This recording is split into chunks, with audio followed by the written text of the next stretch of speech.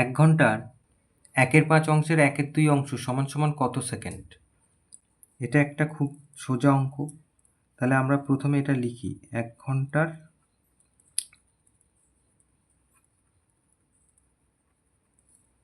1/5 অংশের 1/2 অংশ।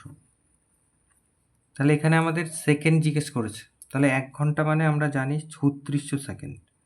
তাহলে 3600 সেকেন্ড লিখলাম,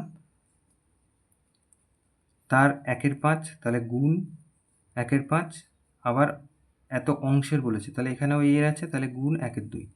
কাটাকুটি করলে উত্তর হবে 2 1 2, এখানে 18 2 36, আর এখানে 5 3 15, 5 6 30, তাহলে 360। তাহলে 360 সেকেন্ড। এটা উত্তর তাহলে।